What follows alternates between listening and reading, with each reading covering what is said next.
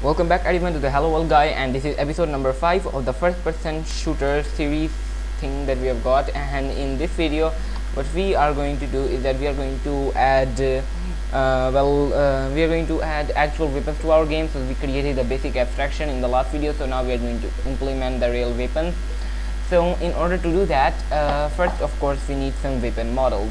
Alright, so for that I have just imported the sci-fi weapons package from devassets.com. I will have a link to the download site in the description. Now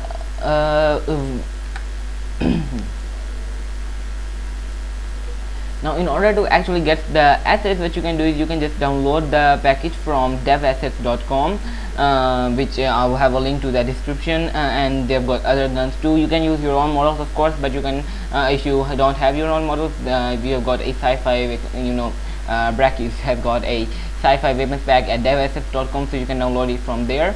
I will have a link to that of course, and let me just show you how to do that. So in order to import those, just go under import package and hit custom package, and then just navigate to the folder where you have actually got that downloaded.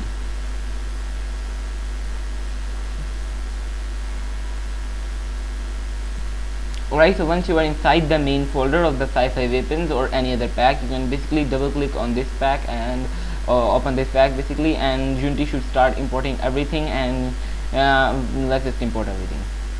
And once you have imported all of the things that are here, it shouldn't take that long. It's just a small package. You can choose your own specific weapons. If you don't want all of them, we are going to choose everyone. And alright, let's go under sci-fi weapons base pack. By the way, we did not need the example scene or the ground materials in any of this. We could have just not imported them, but I'm going to delete that. Alright, so now we have got a sniper rifle, as you can see here, and we have got a bunch of different things here, and we have also got prefabs for some reason, even though we don't exactly need that. So you can delete the prefabs if you want to, it doesn't matter. Anyways, going under rifle, you can see that we have got materials here, but the point is that all of these materials are made to use standard materials.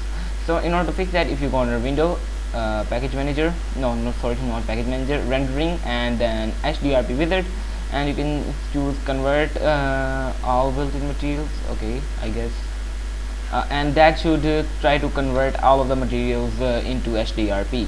You should have a backup before this, it says, because sometimes it causes a bit of a problem, but we are going to just let it do it, and let's see how well that goes.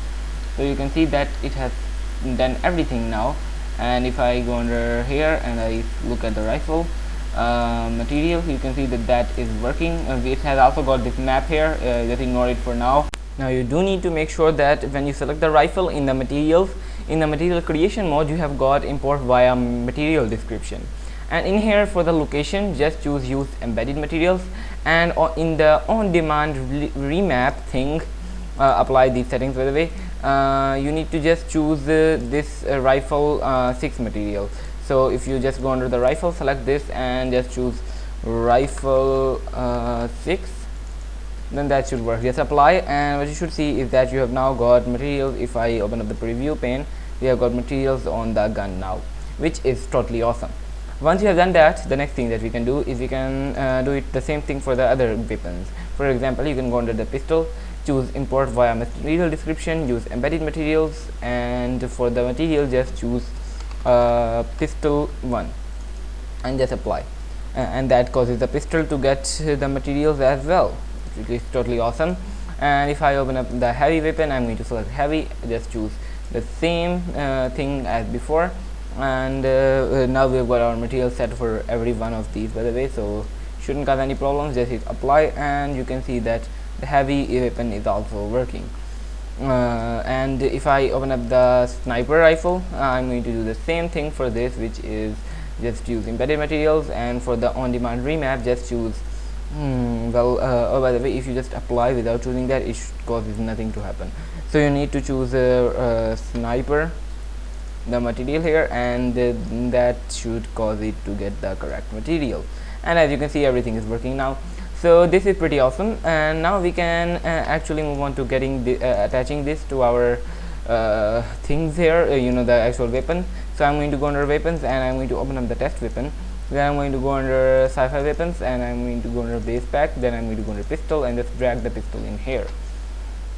Alright, with that done, if I go under scene, you can see that here we have got our pistol, even though that's blue for some reason, because that's compiling shaders right now. It should be awesome in a few seconds.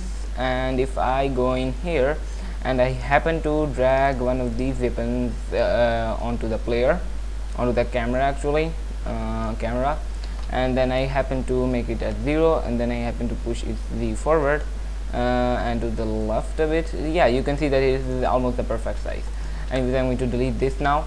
What do we want is alright, so what do we want to do now is we want to basically have it so that well, we can actually, you know, shoot weapons and stuff, and for that we need to spawn our weapon dynamically at runtime.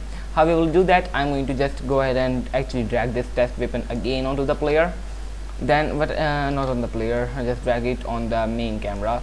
Then we need to, of course, move it to the left on the X and a little bit forward, of course, because else it won't be visible. Make sure that you've got this camera selected, and for the near clipping pane, make sure that it is as less as possible. So now you can drag the weapon back without it causing any problems until it actually is too close that it needs to be clipped. Anyways, I'm going to move the weapon somewhere here, and then move it a little bit here, and yeah, that looks pretty awesome.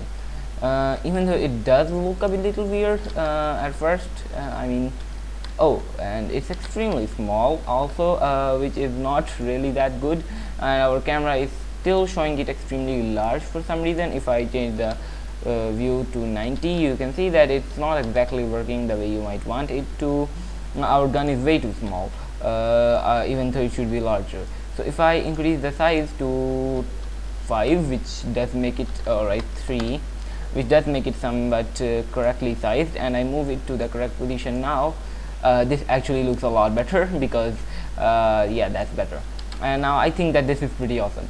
We can add post-processing later. You can try to add like bloom here. If you actually add bloom, let's see if it does any difference.